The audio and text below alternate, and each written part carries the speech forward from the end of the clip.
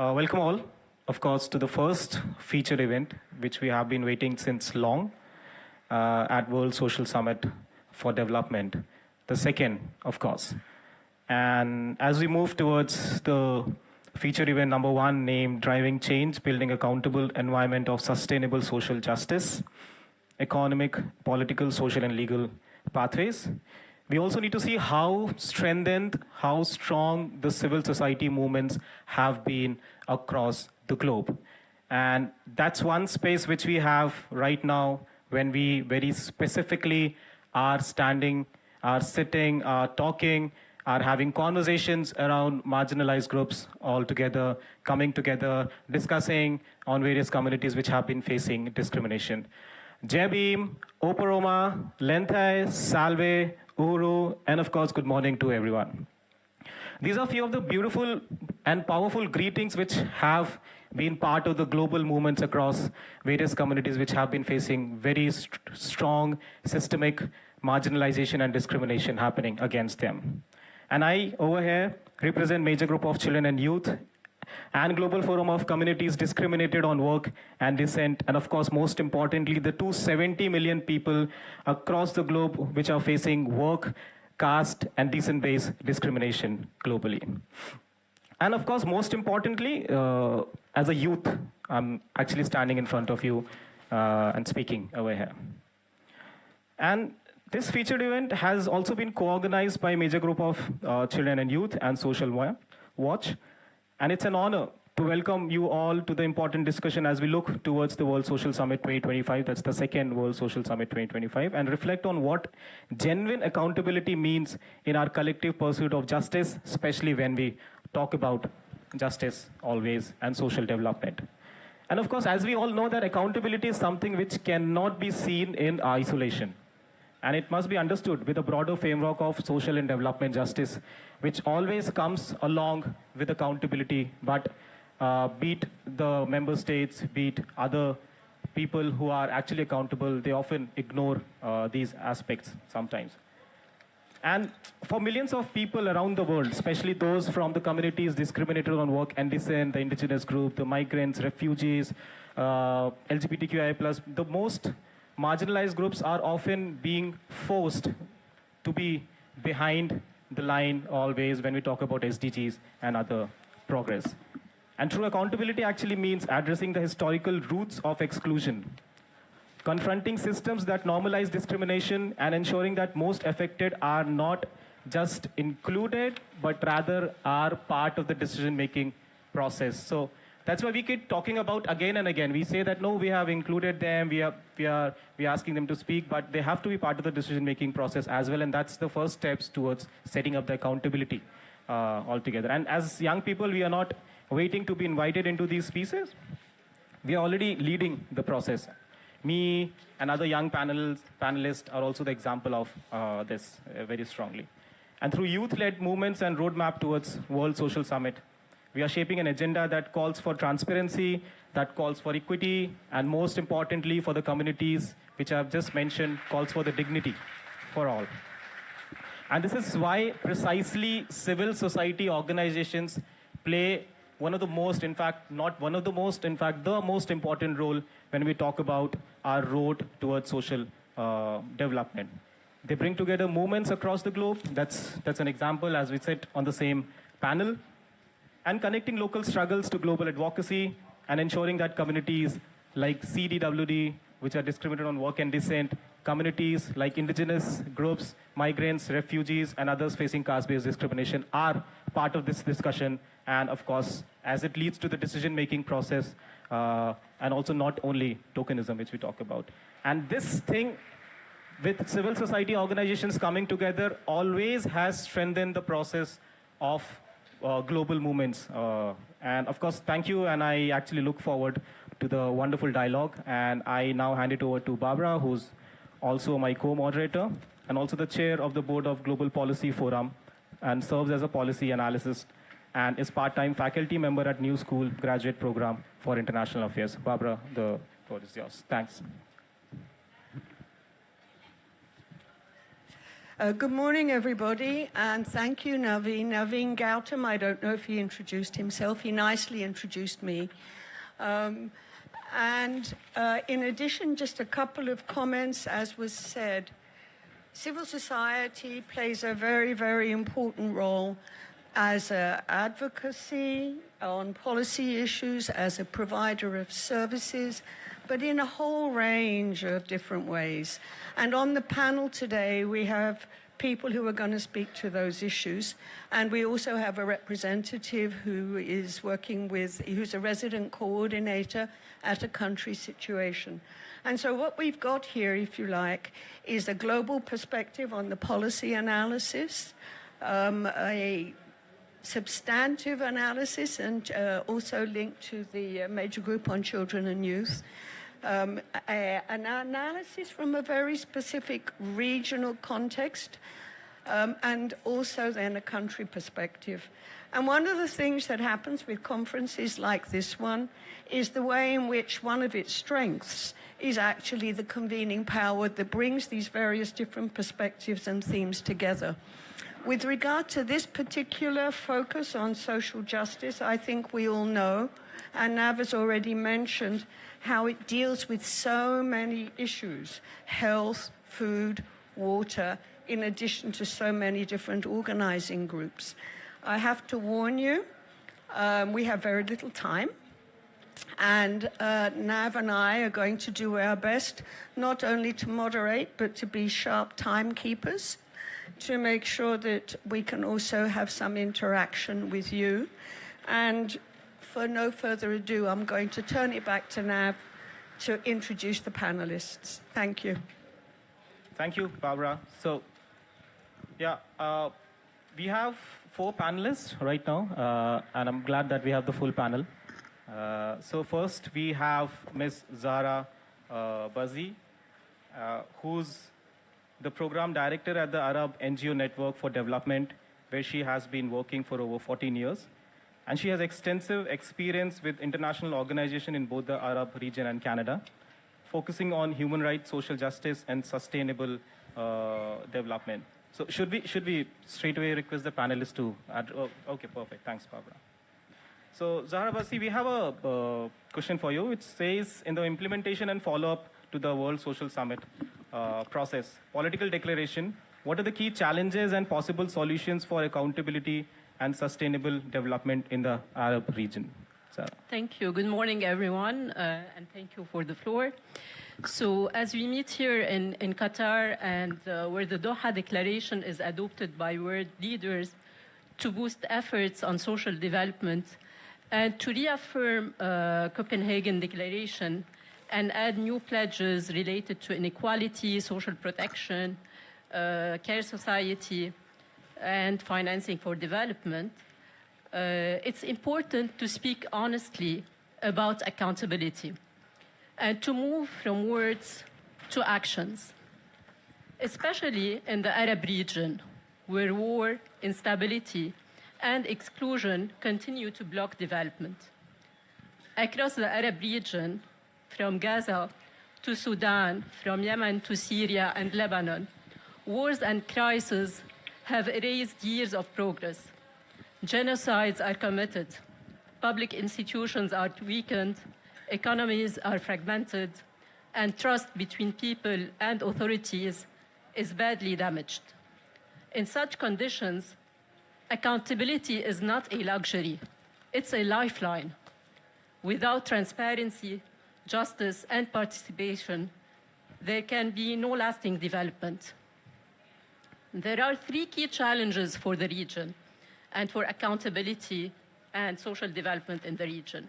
First, accountability in times of war. Accountability is often treated as a technical issue. More reports, more data, but in our region, it is a moral, it is a political duty to the people and to their rights, including the right to development. Those in power, nationally and globally, must answer to the people whose lives are put at risk and are shaped by their decisions. Wars and debt drain public budgets, while aid and investments rarely meet local needs. That's why accountability must also be global, to question how international trade, finance, and technology systems affect development in fragile and conflict-affected states. The second challenge is shrinking civic space. Across the region, journalists, activists, and civil society organizations face growing restrictions. Access to information is limited, online expression is monitored, and independent voices are silenced.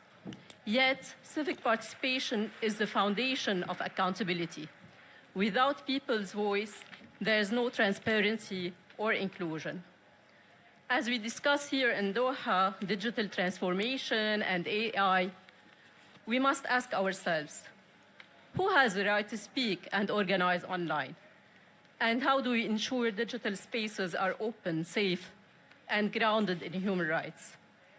Supporting civic technologies, protecting freedom of information, and investing in digital literacy are essential to empower citizens and strengthen accountability. The third challenge is the global economic model and the inequalities. The Arab region is central to global trade and energy, yet it remains one of the most unequal in the world.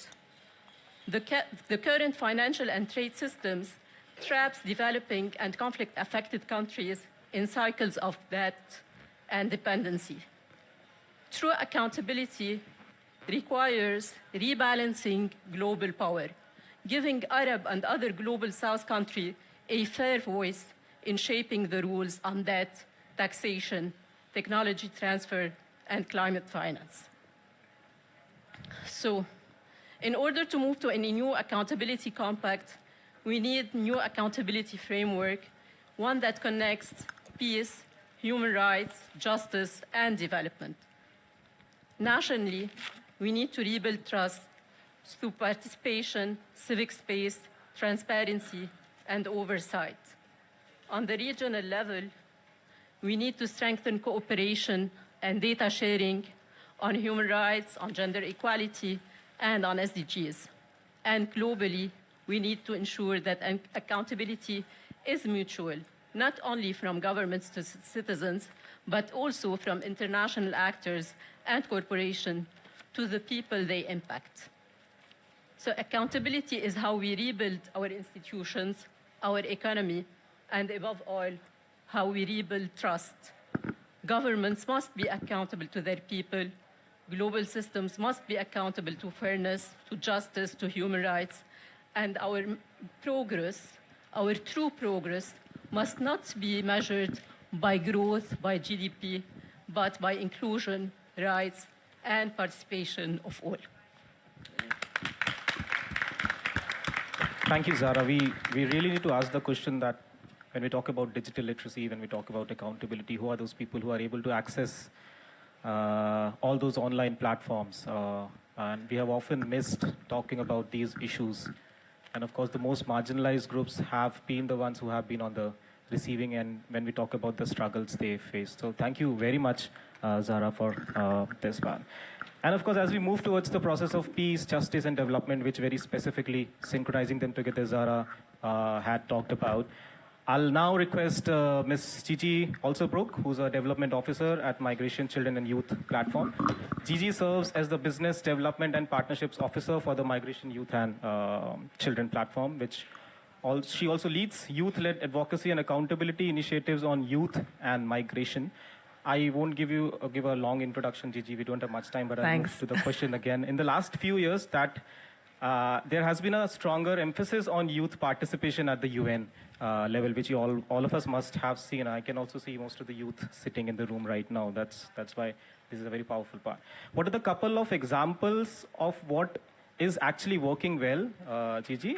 And of course, also a couple of examples to, items to flag which we can, improve upon and are also not working. Gigi, is my question clear? Yes, Yeah, thank you so much for the introduction, and also to Nav and Barbara for moderating this discussion, and MGCY and civil society for having me. It's great to be here. Over the last years, I've worked closely with young people of varying backgrounds, navigating barriers on education, decent work, and social participation. Their creativity, determination, and courage are inspiring, but yet they continue to face structural, social, and economic barriers and are ultimately excluded.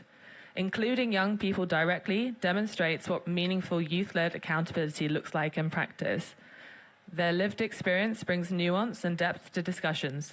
They point out gaps, highlight what works in communities, and propose practical solutions that decision makers may not see from the top down. Their voices are not symbolic, they are evidence and insight in action. The Doha Political Declaration recognizes itself these gaps, noting that millions of youth lack access to education, employment, and training, and are disproportionately engaged in informal and precarious work. Over the last few years, we've seen a stronger emphasis on youth participation at the global level, and there are real examples of what is working. I'll name two that show both civil strength and institutional progress. The first one is the energy and action of young people themselves. The world often calls us Gen Z, but it's not just a demographic label. It's a wave of community organizing and digital mobilization and local problem solving. From climate strikes like Greta Thunberg and her climate actions since she was about 14, and most recently her actions for advocating for the end of the siege of Gaza, as well as Nepal, Bangladesh, and Timor-Leste, just for a few examples of youth-led uprisings. Also, today, we have Mamdani, who's the mayor of New York, and he won the youth vote. Also, local aid and community monitoring projects demonstrate young people are building accountability systems in their own neighborhood. We all know about what's happening currently in Sudan, which is devastating, but I want to touch on it in a more positive way. In 2023, young Sudanese volunteers set up grassroots emergency response rooms to deliver food, medicine, and organize evacuations where formal aid couldn't reach. Embedded in their communities, they combine local knowledge and accountability and transparency, allowing residents to monitor and guide relief. By early 2025, they had helped nearly 280,000 people, showing how youth-led networks can deliver fast, effective, and accountable aid. These movements create pressure, surface evidence, and push institutions to respond. Secondly, institutional openings for youth voices. The creation and strengthening of youth councils and youth constituencies, including greater participation at the UN, ECOSOC processes, many youth consultations which actually turn into action, the formal engagement modalities for major groups, and of course MGCY, which is why I'm here today, and probably one of the reasons why some of you are here today too. And if you're not here with MGCY, there is a huge youth representation here in Doha. We have a WhatsApp group, and I checked this morning, and there's 154 of us, but that's probably not all that are here today. These are important wins. On Monday, the Youth Assembly in Doha produced a concrete blueprint for youth-led accountability and cross-movement partnerships, monitoring projects, monitoring pilots, and plans to feed youth evidence into regional and global review processes. These are practical and scalable examples of institutional change. But we also have to be honest about what doesn't work, and we need to flag what does need to be fixed. And I have chosen 3 to speak about today. First thing is, strong rhetoric alone is insufficient. Nice preambles and participatory language must be followed by measurable action and dedicated resources. Too often, youth participation is tokenized. You tick the box, but you don't invite us to sit at the table. For instance, youth are frequently invited to speak on high-level panels, but excluded from processes that design or evaluate policies afterwards. If we are actually serious about youth inclusion, we cannot stop at consultation. It must come with budgets, decision-making power, and accountability for follow-through. It has to be mainstreamed. Secondly, representation gaps do still remain stark. Important constituencies like people on the move, refugees, asylum seekers, and any type of migrant, Indigenous peoples, communities discriminated on work and descent, and others facing caste-based discrimination globally, informal workers, carers, and the most stretched activists are too often absent from the room. Many of those doing day-to-day accountability work are the same people who cannot access visas, who cannot afford unpaid travel, and who cannot simply step away from their communities to sit on the panel. And let's be honest, asking young people to contribute their time and evidence and expertise for free only just deepens this exclusion. Unpaid internships, unpaid youth consultations, and unpaid requests to share knowledge built through lived experience, this has to stop. Accountability cannot be built on invisible labor. Youth participation has to be valued, resourced, and paid for what it is, real work that strengthens our collective progress. Because if we keep asking youth to show up without support, we're not just building inclusion, we're reinforcing inequality, which, as we know, is SDG number 10. Third concern is basically global processes mean little if they don't touch the ground. Policy that isn't informed by local actors and grassroots realities risks becoming performative. Well written, fine, but poorly lived. We need systems that bring youth organizations into design, monitoring and review, not just consultation after the fact, because someone embedded in the community is the actual evidence. They have seen what works, what fails, and what is quietly holding everything together. It is 2025 and we have to move beyond parachuting experts into communities. Real accountability means co-creation with those who live these realities that we are trying to fix. Youth from these communities must be centered in every conversation about their communities if we want sustainable impact. We must start trusting local youth leadership, not just referencing it. The Second World Summit for Social Development today provides a foundation for inclusive growth, decent work, and social protection. And the declaration affirms that the Commission for Social Development has the primary responsibility for follow-up and review. That is precisely where youth-led monitoring should be integrated. We must press the Community for Social Development and regional processes to take youth evidence seriously, to provide entry points for youth reports, and to ensure the youth participation is more than just a presence, it's an influence. When youth are empowered to hold power to account, locally, nationally, and globally, we don't just measure progress, we actually make it happen. Thanks for listening. Thank you, Gigi. And of course, the most powerful statement, as per what I also heard, was accountability cannot be actually based on invisible labor, and most of the youth have to go through this.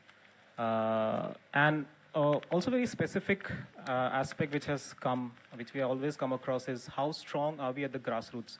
We do have spaces to speak at the United Nations and other regional forums, but how strong the youth movement are at the grassroots and what we as non-youth can do to support that is one question we should always ask to us. With that, I'll just move to Ms. Elena Panova, who's also UN Resident Coordinator in Egypt.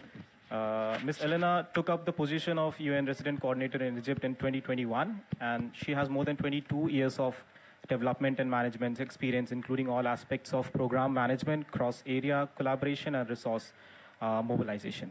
Elena, how is the UN engaged at the country level in implementation of World Social Summit for Development, Second World Social Summit for Development Declaration, including with civil societies and youth? It's something which I wanted to ask you. Yeah.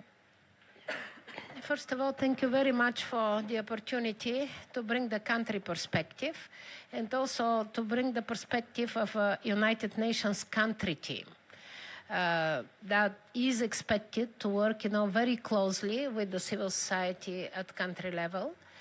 I will echo what, the colleagues were saying. And I think here we are among like-minded. We all share the same views. We all share similar frustrations.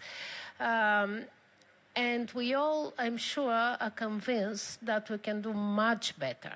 And there was, a colleague mentioning that we also, as actors, bear huge responsibility, how we deliver for the people we serve. And I really would like to start, with that thing. That reflection needs to happen. And I think that the Doha Summit is calling for this. Because the trust in us, the trust in the institutions is really deteriorating. We see it across the board. I work in a country which embeds a huge complexity, but also a country that has a lot of opportunities. So I will absolutely subscribe to what the colleague was talking when she was talking about the region. And amidst this, we should not forget the bigger picture, right? And here I would like to just remind that we should always understand the big picture, and then we take it, from that point of view. I will be talking about Egypt. Egypt, is a huge country, most populous, second populous on African continent, with a lot of challenges, a middle-income country that is heavily indebted. And I'm sure many of you work in countries where servicing the debt eats up the resources at local level that could be directed towards education, towards health, towards social protection. So we need to keep that in mind because something bigger needs to happen so that the countries can deliver on their ambitions. Because in many countries, in many situations, there is a good intention, there is an ambition, but there is no fiscal space to do this. That comes in a rapidly changing world with shifting, geopolitical powers, with technological disruption, climate change challenges, widening inequalities. And on top of it, the financing for development, the ODA, is shrinking. So what do you do at country level when you have indebtedness, when you have, decreased, less access to resources? How do you make sure that you still deliver on, to the people, and you deliver on the commitments of the Doha, right? And I feel very happy that we finally reached the point where we globally discuss social justice, we globally discuss social protection, not just, a vector, right? But also as a way forward that will ensure resilience and sustainable development.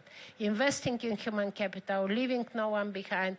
So, what do you do in a situation where, what is our responsibility and accountability as United Nations, and also the responsibility, accountability of the civil society, right? In addition to the government, but let's really reflect on what we could do better as main actors when it comes to delivering to the people.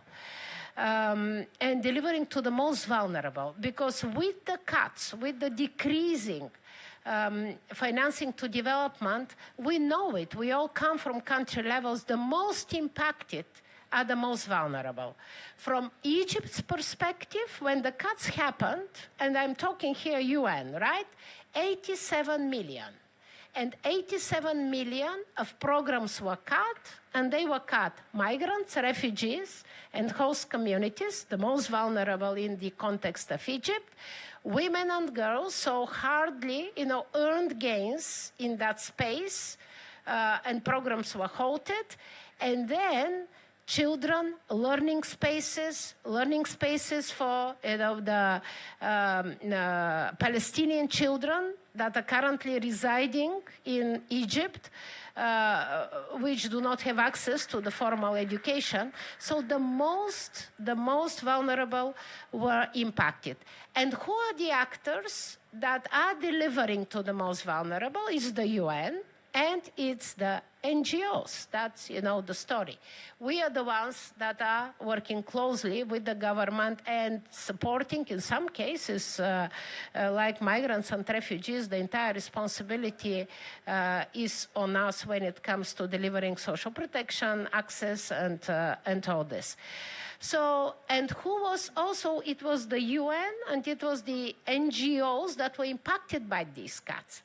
And then the next step, and I saw it, in making, we all rushed to the donors. All the UN agencies, NGOs, trying, to compete and trying to see how we can diversify. And then at some point we said, okay, hold on. Because if we start competing, if we don't collectively reflect on the situation, we're not going to go anywhere. So in Egypt, one thing, and I will mention two examples, which I see them as positive. I'm not saying they're excellent, and I'm not saying they're yet, a full success, but I think they lay a very good ground for us coming together and delivering together.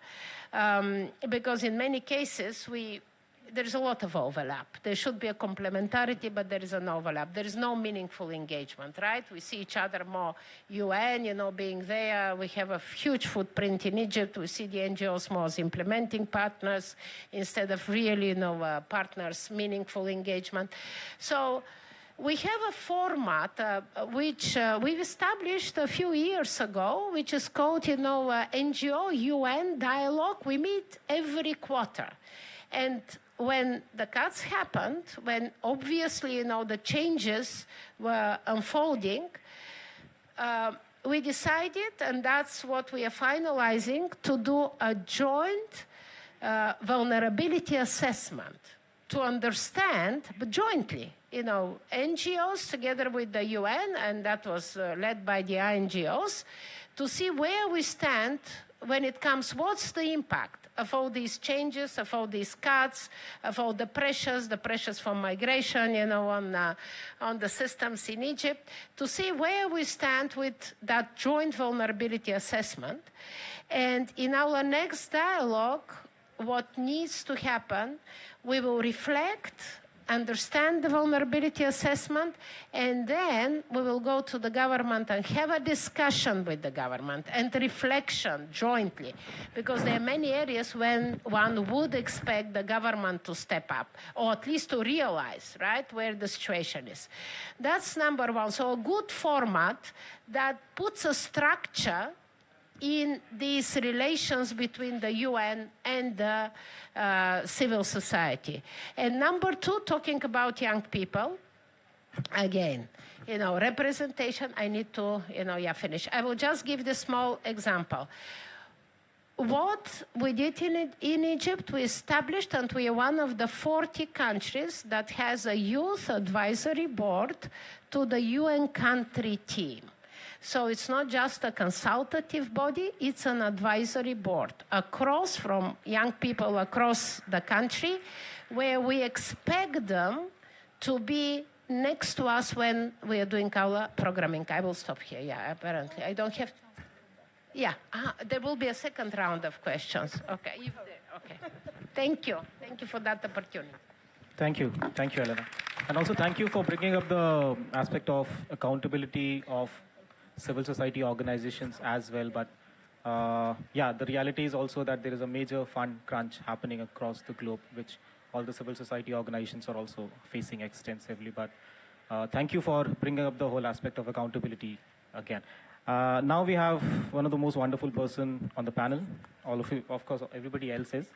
But we have she, who's also a lawyer from University of Malaya, and also has a degree from University of Cambridge. She's also the executive director of the Third World Network.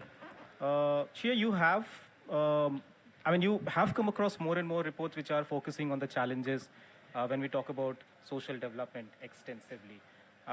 Maybe from your own experience, if you can talk about a few of the key areas which illustrate these things very specifically, and what are the next steps when we talk about social development. Thank you very much, Navin, and to Barbara for curating this panel, and to all of you, good day. I was just listening to the speeches yesterday and also this morning at the civil society opening, and two sets of ideas came up very strongly: inequality and social justice. That these are the underpinnings for social protection as a human right. And if we look at where we are today, in 2025, last week, one company, NVIDIA, hit a $5 trillion evaluation on Wall Street. Let's think about what that means. One company linked to chips, linked to AI, which all our politicians say will be the new world for us. And nobody can tell me, and I don't know what AI really means, because we all use the term. We're having huge policy, AI economy, but nobody actually knows what we're talking about when we use the term AI. And actually, it's not very intelligent either, okay? The other point is that new data has come out that, and this is on, this new data is on actually inherited wealth. And it turns out that there are $70 trillion is expected to be handed down as legacy, as inheritance in the next 10 years, which means that we are going to see a deepening of who will, in the next generation, be inheriting enormous wealth, while others were not just left behind, but are the majority who never got into the journey. So it's not about leaving behind. Leaving behind means we are bringing everybody together, and some are left behind. Let's deal with the left behind. But if the majority are really not able to be mobile in moving out in income, and on top of that, in many of our societies, we have caste, we have religion, we have patriarchy, we have misogyny, and now we have a lot of xenophobia as well. So these layers, actually compounded by wealth inequality, will actually drive inequality even more. And we have talked a little bit here and there about digital. Digital AI is not, as a very good friend of mine working in this area says, it is not a revolution. It is an evolution. When we talk about semiconductors, we talk about microchips, we talk about the first time we used a computer 40, 50 years ago. So AI is a continuum. And I think we have to understand that, so that we do not think of semiconductors and AI as clean, as high-tech, as the way we are going to revolutionize development and bring empowerment to everybody, women and children. You know, they always want to empower women and children. Technology is actually a political project. So if we look at this example, from mining the rare earth, and not just rare earth, every mineral on this planet is needed for this industry. So we got mining, then we got processing. Every stage is very toxic. And then we have to move into the production. And then we now have data centers.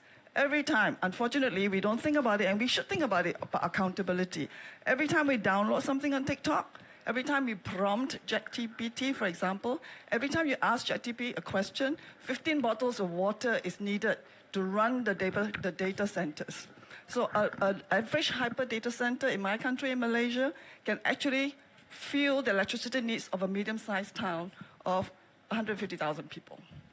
So water, electricity, you look at the whole ecosystem, or what we see as the digital economy, is highly extractive, it's polluting, it impacts on communities, and it drives inequality. Because who owns these technologies? So whether it is every level of our history of development in the area of technology, it has been in the hands more and more of a few corporations. And I think we see the height of it in the digital arena. And locking this, there's no accountability of those who, in the name of innovation, have put into place, since the World Intellectual Properties Agreement on the World Trade Organization's agreement on intellectual property. This is only in 1995 when it came into being, and was the first international standard on proprietorship and private ownership. Patents, trademarks, trade secrets. We saw how in COVID, a few pharmaceutical companies controlled much needed life-saving, not just vaccines, even masks. Did you know that the super-duper mask that everybody needed had 200 patents around it? I can never understand, how do you have 200 patents of monopoly over a mask? And many of our medicines should really be available for manufacturing in most of our regions and countries, but they're locked up in private property rights, so that we don't have enough, not just vaccines in the pandemic, we don't have enough antibiotics. And many of the diseases that the poorest country, the most vulnerable peoples, not just poor, but even middle-class people, do not get the kind of medicines they need.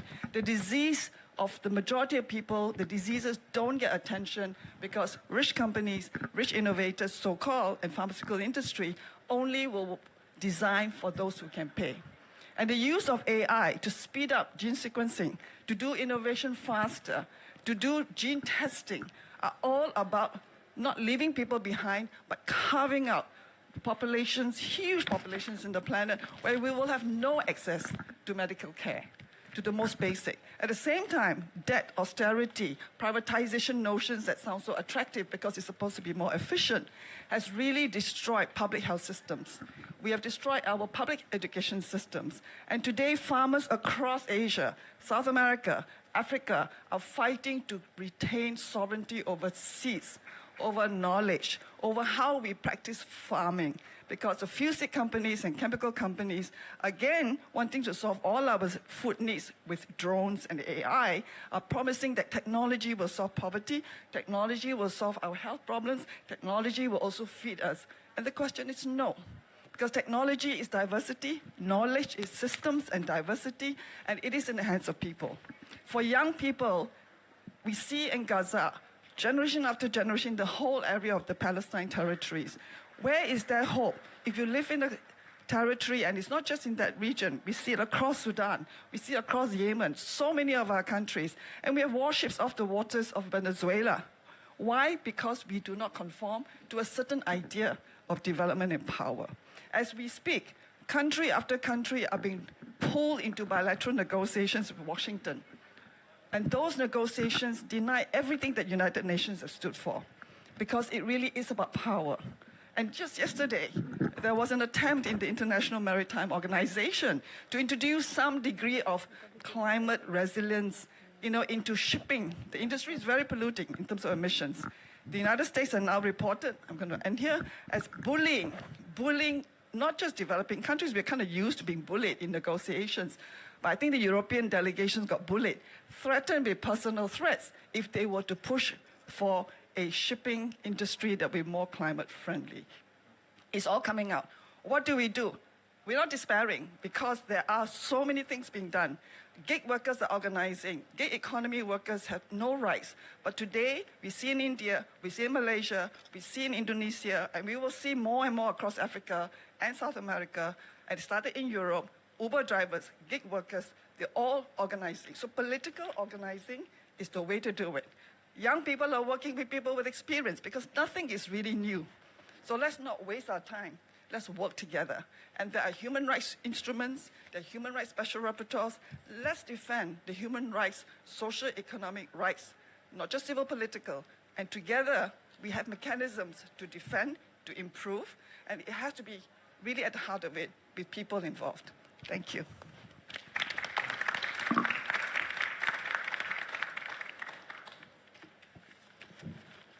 I don't know about you. I have never's a big word. I can't remember when. I've been in an event where 4 people in such a short space of time have delved into so much of the analysis and substantive issues that we're dealing with and that definitely affect the work we all do together for social justice, have on the one hand identified really, really important ways, the right to participate and how that right isn't just straightforwardly come and let's talk, but actually also has to address both structural and institutional support and commitments, and has also covered the range of commitment that is taking place at local levels with people that are discriminated against, all the way to the global level in terms of the challenges it faces and hopefully the space that it creates for people to do the work they are so obviously committed to doing. I think you all know that the Copenhagen meeting, the so-called first World Summit on Social Development, took place 30 years ago. And 30 years ago, the incoming mayor of New York City was 4 years old. And I dare say there are some people in the room that maybe were less in age than he is. So, and the other thing to say, this session and the conference is structured around the commitments that were made in Copenhagen. And through this day, we have a program on those commitments. The essence of the commitment one that we're talking about was accountability to people, was accountability to the public sector, was about the right to participate. And the discussion was about an enabling environment that was going to make that happen. We're in a very, very different world today, as you've heard very clearly from the panelists, from a range of different experiences. But we still have that fundamental challenge of accountability to people, not to work on their behalf, but for them to represent and be represented. One of the huge challenges we're facing now compared with 30 years ago is so much of what affects both participation and damage, and the ways in which one wants to correct that is global as well as national and local. One of the challenges I'm going to put out to you as we go to a Q&A session is I'm going to ask you to contribute in the same way. I'm going to ask you to have very short comments, but I want you to focus on what we need to do for follow-up. I want you to identify, not repeat, sorry, time is tight, what you are doing. I feel very confident I'm in a room of people doing a lot of fantastic things. We trust that. We trust each other. I want you to identify the key elements of follow-up from your experience that a process like this one really needs to address. There is going to be a UN meeting summit in 5 years' time with regard to social justice. And we really need to get inequalities, which is the essence of so much of what we're talking about, inequalities everywhere, as you've heard. We really need to move the whole business of tackling and reducing inequalities to the center of the UN agenda. It is not there. As we've heard already, there are different sectors, different constituencies doing a fantastic job in their areas.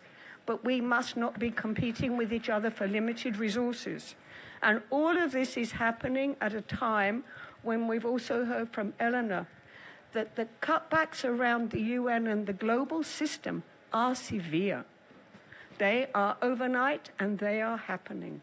So the solution cannot just be more resources, more resources. The issue is, where is that money going and where is it coming from? So I'm going to open up. Please indicate those who would like to make a contribution. I'm quite short. I will do my best to see you all. If I need help, I know I've got Nav there to help me. So please indicate. I'm going to try and do 1, 2, 3, 4, 5. Whoa. Okay. Stop. That's okay. 1, 2. Do it again. 3. I hope you remember your number because I'm going to get confused. No, there's too many, sorry, too many men. Okay, 1, 2, 3, I got that far. I'll come back to you in the next round. 4 and 5. 5, okay, please remember your number, because, so please. Thank you. And please, everybody, please keep it on topic, pertinent, tight. And if you have a particular question for the panelists, and I warn you, I'm going to cut you off if you go too long. Okay? I'm apologizing in advance.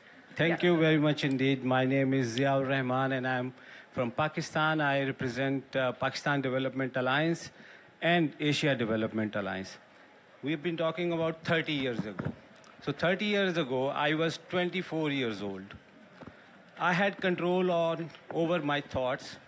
I had fully control over my ideas and the agendas. I founded Awaz. I was preparing proposals. I was actually driving the force because the community were guiding me. But today, do you see that we have that kind of authority, capability, power? No. We are being controlled through RFPs. I'm just coming back from the International Civil Society Week. A professor in the Thammasat University, he was saying that 20 years before, the democracy in the world was 50%. 50% people were living in the democracies. Today, 28% people are living in the democracies. And the situation in Asia is even worse than the globe. Only 3% people live in Asia under democracies. So when I hear these nice words in the plenaries, in the forums, today even, and yesterday, that civil society is the co-creator, is a partner in development, is the forefront leaders, maybe in the global forums. But what is happening at the national level, at the sub-regional level, at the local level, nobody knows that. The civic spaces are shrinking, democracies are under attack, and we really don't have be able to say that now we are moving ahead. I think we are regressing much. So sorry for that. Thank you. Thank you. Thank you and thank you not. Number 2's back there.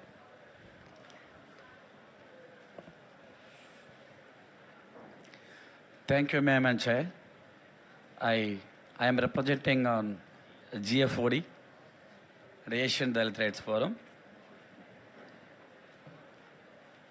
So my question concerns about the accountability for the social protection as a human right. In my personal experience, I was a Dalit. I faced untouchability. I was isolated from the society. We have so many policies, but till now, what is the meaning of the social protection for the discriminated communities? While most countries have a social protection policies, and very few have a legal and institutional systems that allow the citizens to claim their rights or seek redress when they are denied. So what are the steps can the UN and the member states take to make social protection legally enforceable and transparent and participatory, especially like me, the communities discriminated and work and dissent? Thank you. Who's number 3? You're number 3? Okay.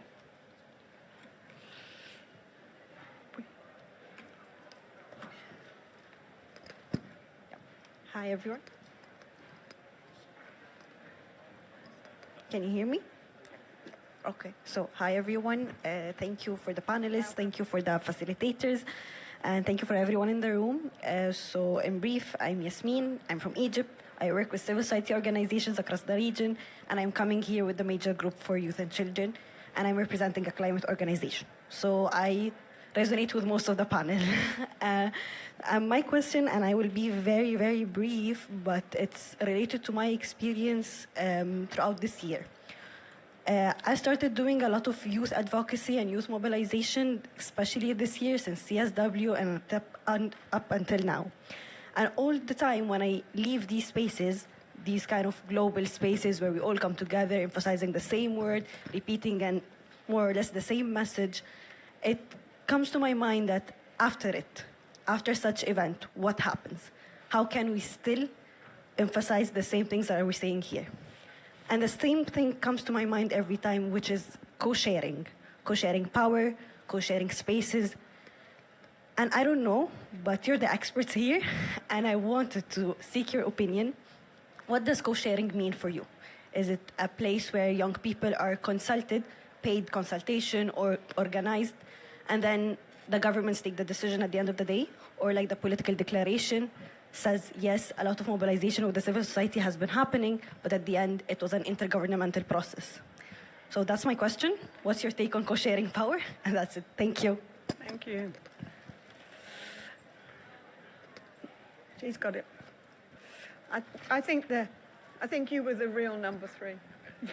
Thank you very much, Chair. Just before the session, I was attending the... Please introduce yourself.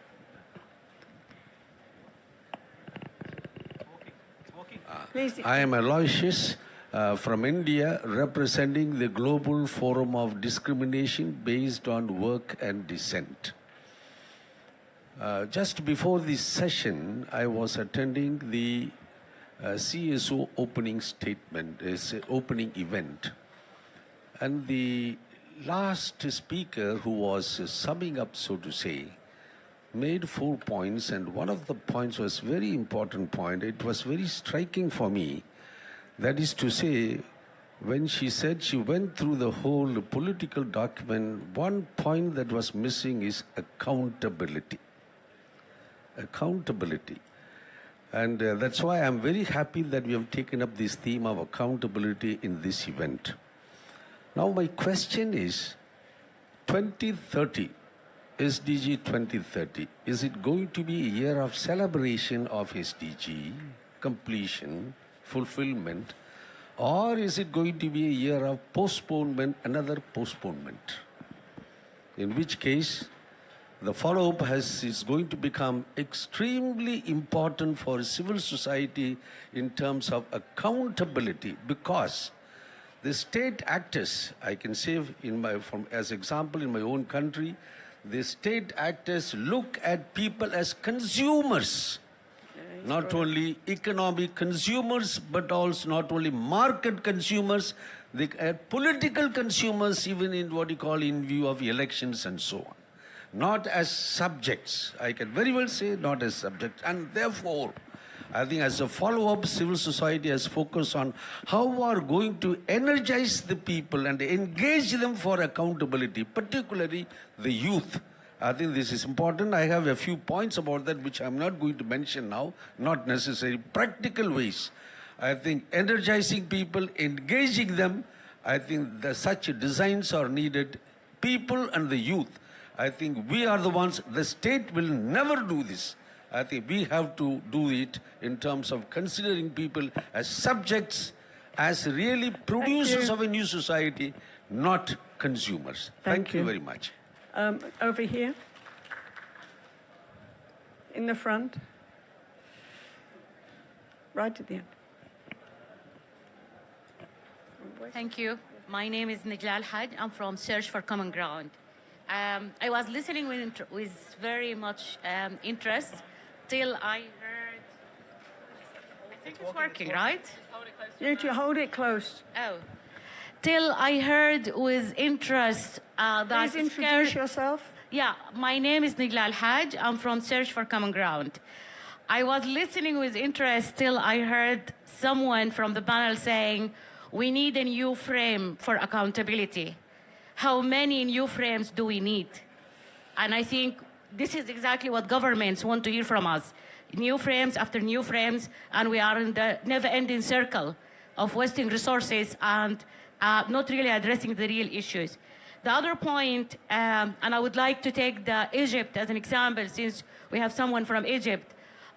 We know the working landscape in Egypt, and we know how their accountability issue has been compromised by systematic issues. And we are failing. We are failing ourselves. We are failing the Egyptian civil society, but we also feel failed by UN agencies by not supporting us in addressing the red lines. We provide a lot of compromises. How do we get out of that? Thank you. Thank you very much. Yes, and then on the... over there.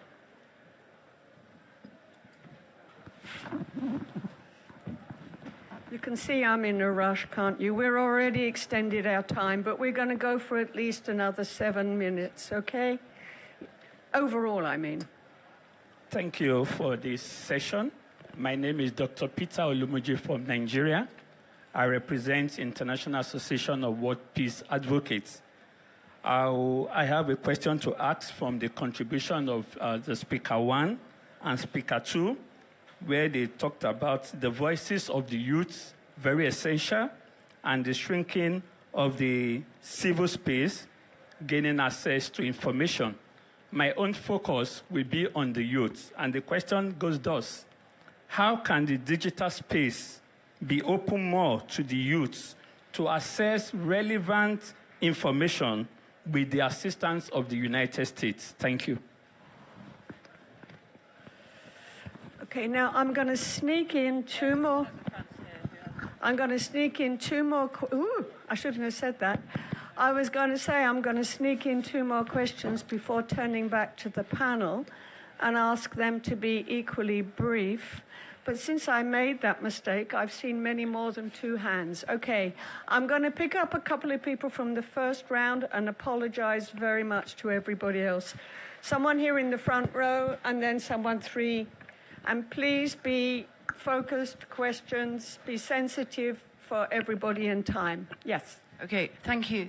My name is Sylvia Beals. I work with different networks, and I here represent the Grey Panthers, which is an activist organization which has a motto or a guiding principle, which is age and youth in action. So that's what I want to focus on. Rather than splintering, let us work linked arms to take action across generations. Sylvia, I'm sorry. We've already been told we have to wrap up. So can I just say one thing? In the UK, we have the phenomenon of people demonstrating against something called Palestine Action, which is now prescribed. The people who are going to prison are the old people because they know, it's okay they go to prison, but the young ones, it's not okay. So they've got an arrangement. We need to have intergenerational arrangements for struggle and activism to do exactly what Zia was pointing out. And if anything comes out of this summit, let us strengthen those bonds. And I'd like to hear your comments. Thank you very much. Thank you. And I apologize to everybody. I am now moving to be the taskmaster because we're already over time. I don't know if the panel can cope with the fact that I'm going to give them approximately a minute and a half, but I'm going to say one more thing. Clearly, there's a lot more that this group wants to engage with and talk about.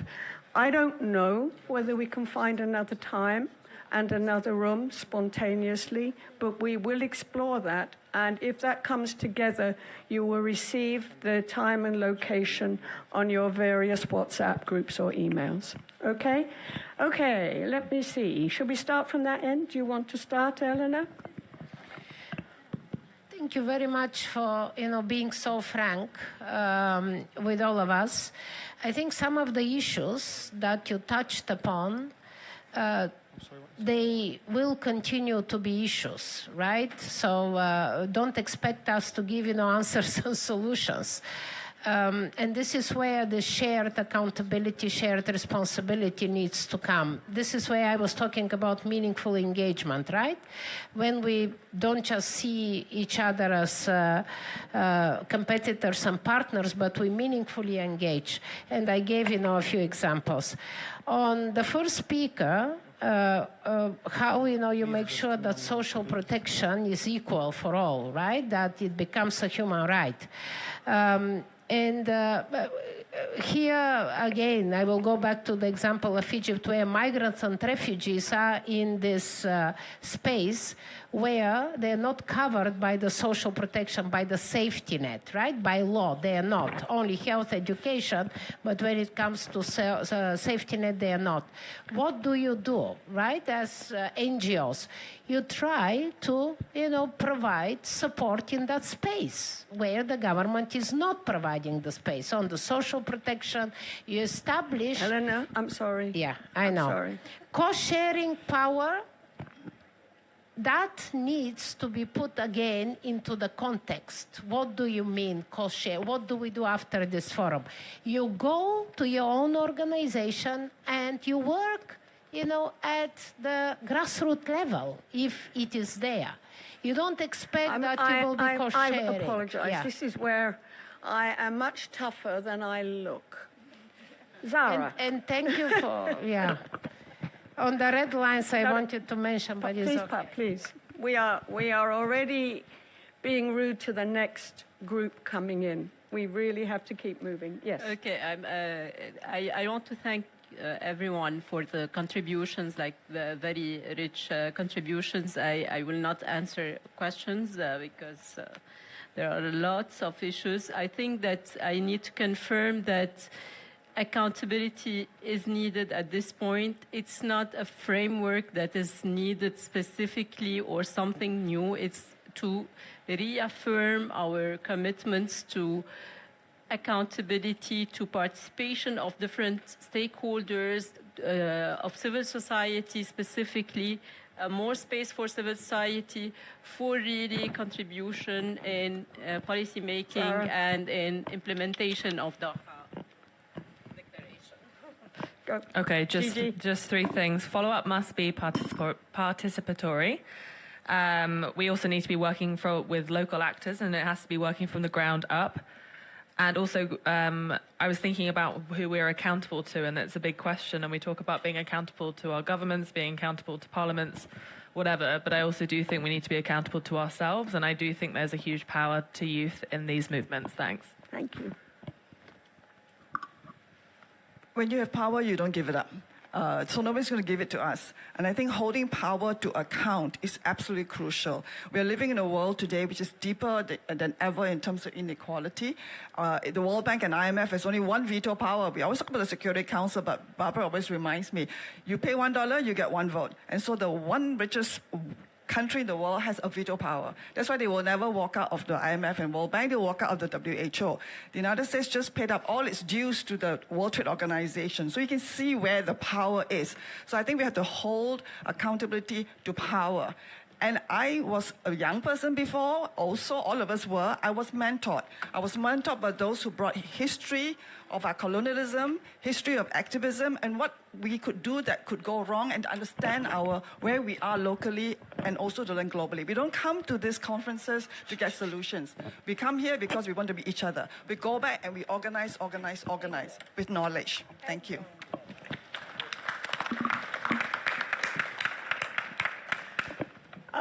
We are already over time. I'm going to thank the panelists, but I'm also going to thank all of you.